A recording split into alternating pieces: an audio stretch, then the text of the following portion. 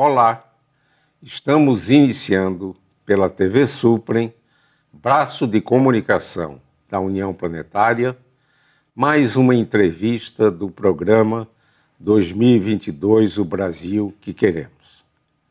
Hoje teremos a oportunidade de conversar com a professora Helena Eru Shimizu, que até pouco tempo foi decana de pós-graduação da Universidade de Brasília. Vamos revisitar a formação da nossa convidada e conhecer algumas de suas atividades no Departamento de Saúde Coletiva da Universidade de Brasília. Vamos conhecer também a sua atuação no decanato de pós-graduação e conhecer o potencial da UNB no oferecimento de cursos de pós-graduação. Vamos também conhecer as atividades de pesquisas da nossa convidada no controle social da saúde no âmbito da atenção básica no Distrito Federal e na efetividade do programa Mais Médicos. A professora Helena é graduada em enfermagem pela Universidade de São Paulo e obteve seu mestrado e doutorado nessa mesma universidade. Tem um pós-doutorado na Organização Pan-Americana da Saúde nos Estados Unidos. Ingressou na Universidade de Brasília em 1997 e exerceu várias atividades no Departamento de Saúde Coletiva. Publicou 94 artigos científicos, 18 capítulos de livros e 5 livros. Ela, até há pouco tempo, exerceu o cargo de decana de pós-graduação da Universidade de Brasília. Obrigado, professora Helena Shimizu, por ter aceito o nosso convite. Na minha primeira indagação, pediria para revisitar a sua atuação no Departamento de Saúde Coletiva da Universidade de Brasília. Então, bom dia, muito obrigado pelo convite, professor Isaac. Então, no Departamento de Saúde Coletiva, a minha área de atuação, de ensino e de pesquisa é na área, então, de avaliação e gestão de políticas públicas em saúde. Na graduação, a ministra a disciplina Gestão Estratégica e Participativa. Na pós-graduação, a minha atuação tem sido bastante intensa, né, no sentido de criarmos os programas de pós-graduação em saúde coletiva na Universidade de Brasília. Então, nós criamos o mestrado inicialmente em 2011, em 2013 o doutorado, além do mestrado profissional. Então, e o mestrado profissional, sobretudo, fazendo uma capacitação grande dos gestores de políticas públicas do Brasil, né? Especialmente os técnicos da área do CONAS, do Conselho Nacional de Saúde, e do CONASEM, do Conselho Nacional de Secretários Municipais de Saúde. E a minha pesquisa, então, tem sido na área, então, de avaliação de políticas públicas, sobretudo para ver a efetividade das políticas públicas. Também gosto muito da área de pesquisa social, então, para estudar os processos, né, envolvidos, então, nas ações, nas práticas de política de saúde. Professora Helena, poderia explicar as principais ações do decanato de pós-graduação da Universidade de Brasília e dar uma ideia dos cursos ao nível de pós-graduação que a UNB oferece? Sim, então eu assumi, né, o decanato em 2016. O decanato, quando eu assumi, ainda era o decanato DPP, né, o antigo decanato de pesquisa e pós-graduação.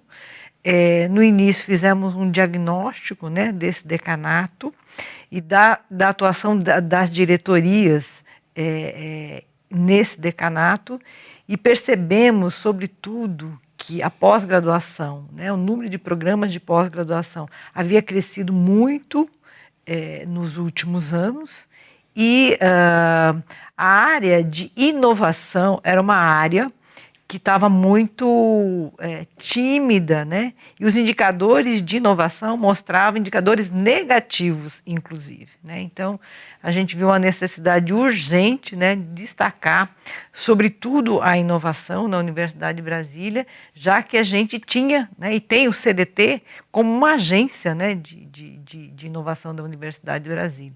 Então, o decanato ele foi separado, né, criou-se o decanato de pesquisa e inovação e o decanato de pós-graduação. Eu fiquei no decanato de pós-graduação. O decanato de pós-graduação assumiu o programa de iniciação científica e o programa de iniciação científica na perspectiva da gente captar os melhores talentos, né, para pós-graduação. E com um compromisso de inclusão de alunos, então, nessa perspectiva, e também de novos docentes, identificando que, com o Reúne, nós tivemos um aumento substancial de doutores, né, mas que ainda não estavam e não estão, muitos deles ainda incluídos na pós-graduação. Então, enxergamos a iniciação científica também para fazer a inclusão dos novos docentes, que não eram tão novos, não estão tão novos, né? O Reúne já tem 10 anos, né? Então, nós ficamos com a iniciação científica. E trabalhamos muito na iniciação científica, né? Nessa perspectiva que eu acabei de comentar.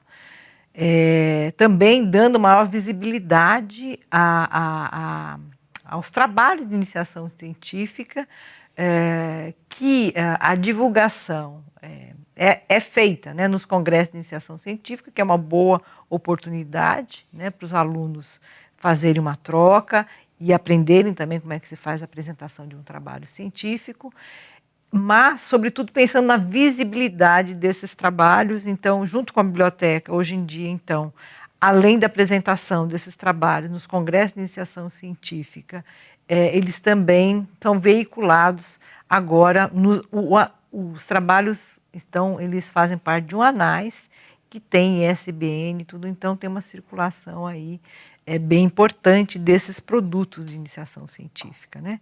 E na iniciação científica também, a iniciação científica tecnológica também tentamos fazer com que, por meio do CDT, né, esse programa tem hoje uma maior vocação tecnológica, né? É importante também, então, a gente desenvolver estudantes com esse potencial, né?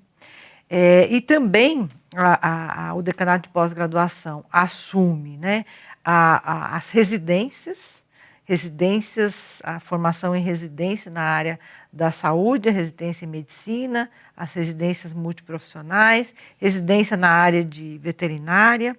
Então, também é da responsabilidade do decanato de pós-graduação, né? Então, nesse sentido, o que nós trabalhamos nesses últimos anos? Sobretudo, a valorização da preceptoria, né, como uma atividade acadêmica, uma maior vinculação, uma melhor articulação, então, da academia com os serviços no processo de formação, né? Então, esse foi o trabalho das residências. Também o decanato de pós-graduação é responsável pelos cursos de especialização, os cursos lato sensu.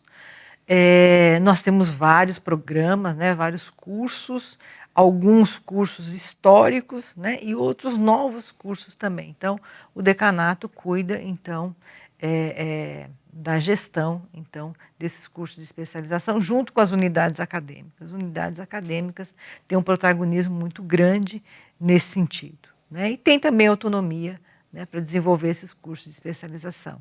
Esses cursos são particularmente importantes porque nós estamos em Brasília, né, e Brasília nós temos uma grande demanda, né, em várias áreas do conhecimento, sobretudo de capacitação do corpo técnico dos vários ministérios, né, que a gente tem aqui em Brasília, e também nós temos também alguns cursos voltados para organismos internacionais. Então, a Universidade de Brasília tem se responsabilizado por meio desses cursos, né? São cursos bastante interessantes nesse sentido. A procura é muito grande, né? Embora nos últimos anos, né, o governo tenha, enfim, o financiamento, né, tenha se reduzido muito nesses últimos anos, a gente mantém alguns cursos, né?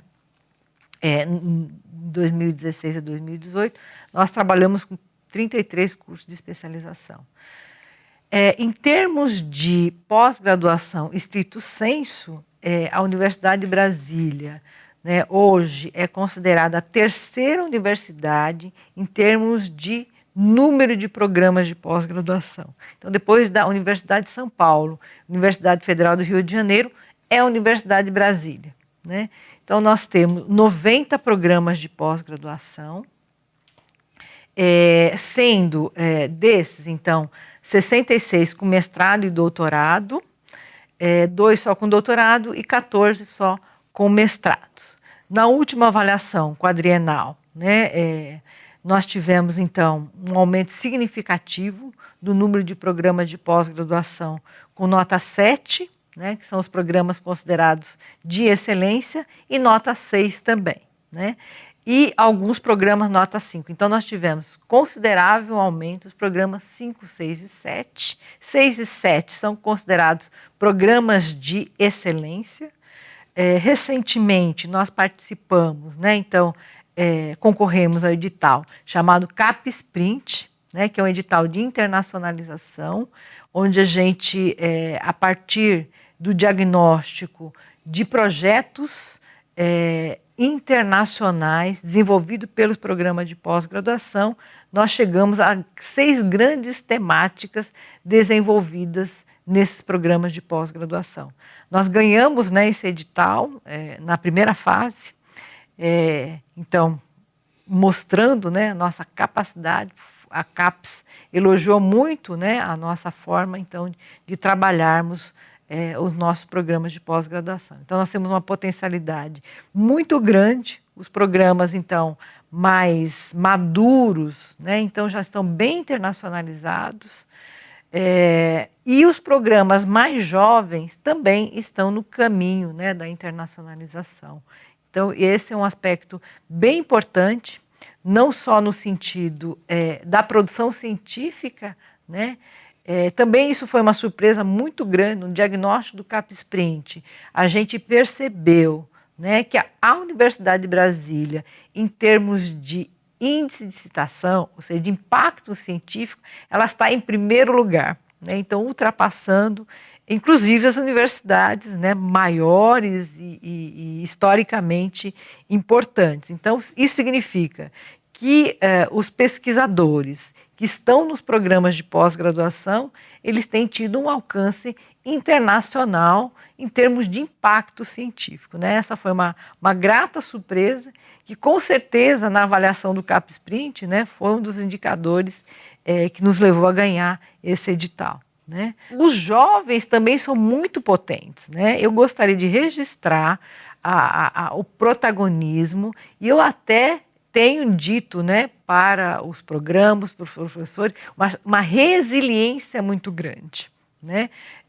O fomento tem diminuído, né, desde 2013, 2014, e a Universidade de Brasília, então, ela tem se destacado, né, em termos de índice de impacto, em primeiro lugar. Isso significa resiliência dos pesquisadores dos programas de pós-graduação, né? Acho que a gente não pode, na verdade, fragmentar, né? Então, é fazendo pesquisa, né, ensinando nos programas de pós-graduação que conseguimos chegar, né, a esse nível, né, o que nos dá muito orgulho, né, do corpo que a gente tem da Universidade de Brasília, né? E, de novo, né, eu chamo isso de resiliência, comprometimento, né? São professores, pesquisadores muito guerreiros, né?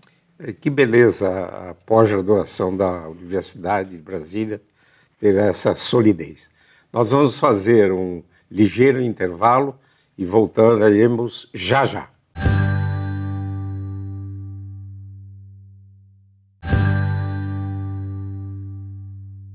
Voltamos com essa interessante conversa com a professora Helena Eru Shimizu.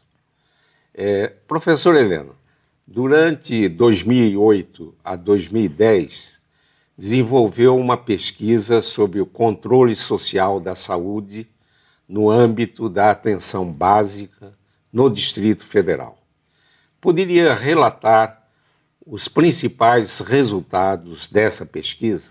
Sim, essa foi uma pesquisa, né, financiada pelo CNPq, um edital do CNPq, em que nós trabalhamos, então, com uma pesquisação em toda a RID-DF, né? Então, nós pegamos, então, os 3 estados, né, e 23 municípios. Partimos, então, de um diagnóstico, primeiro, né, de como é que estava a organização e o funcionamento dos conselhos de saúde nesses municípios, e nós visitamos todos os conselhos de saúde, e a nossa surpresa, né, apesar de estar prescrito, né, a necessidade da existência dos conselhos municipais para que o Ministério repassasse, né, o recurso para o fundo municipal, o que a gente percebeu é que a maioria dos municípios estavam muito incipientes ou não, os conselhos de saúde não existiam simplesmente nos municípios, eram absolutamente no papel. Então, nós tivemos um trabalho muito grande, né, no sentido de trabalhar com os gestores municipais e também com os usuários da atenção básica, sobretudo, no sentido de esclarecer, né, sobre a importância do controle social. O controle social, ele está, né, muito claro, né, na legislação do Sistema Único de Saúde, né? O Sistema Único de Saúde, ele foi desenhado, né, para que um dos braços importantes de sustentabilidade do SUS seja o controle social, né? O controle, então, de políticas públicas a partir da necessidade dos usuários. Então, a partir desse trabalho grande, né, com a população e com os secretários municipais, nós fizemos, então, a reorganização e a reestruturação, então, dos conselhos municipais de saúde aqui na RID, né, nos municípios da RID-DF. Vários seminários nós fizemos no sentido, então, da gente conseguir, enfim, fazer com que os conselhos funcionassem, né? E depois, então, dessa pesquisa, também demos continuidade a essa pesquisa por meio de outros editais da FAP-DF. Aí, enfim, a outra pesquisa, ela se dedicou a trabalhar com os movimentos sociais, né, entendendo que os movimentos sociais são extremamente importantes para revitalizar a participação social, né. Então, hoje, a gente fez vários encontros regionais também, né, na ideia de que os conselhos municipais, né, também trabalhassem as questões regionais.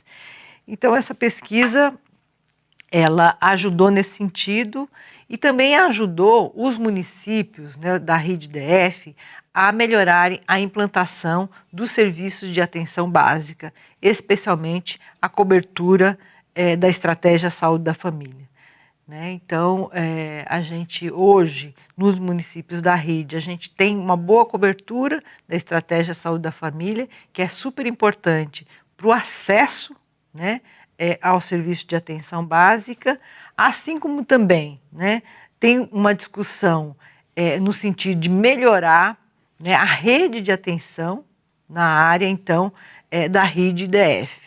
Então, essas pesquisas têm ajudado a melhor organizar, então, a infraestrutura de regionalização em saúde na RID-DF e as redes de atenção também, por meio, né, do fortalecimento, então, dos conselhos de saúde como instâncias de formulação de políticas públicas local, né, e um diálogo também grande com o DF, né, o DF tem uma estrutura muito boa de saúde, apesar dos seus problemas, ela é uma estrutura bastante potente, né, e que deve se articular com os municípios menores da rede DF. Professora Helena, atualmente desenvolve uma pesquisa na avaliação da efetividade da iniciativa Mais Médicos na realização do direito universal à saúde e na consolidação das redes de serviços de saúde. Sim. Em que ponto está essa pesquisa e quais os resultados obtidos até o momento? Então, o programa Mais Médico ele foi criado pelo Ministério da Saúde em 2013, com o objetivo de dar mais acesso, né, a médicos no Brasil inteiro, no serviço de atenção básica, a partir de um diagnóstico da não existência de médico em algumas regiões, né? Por exemplo, na região norte, só com o programa Mais Médicos é que chegou médico lá na região, né?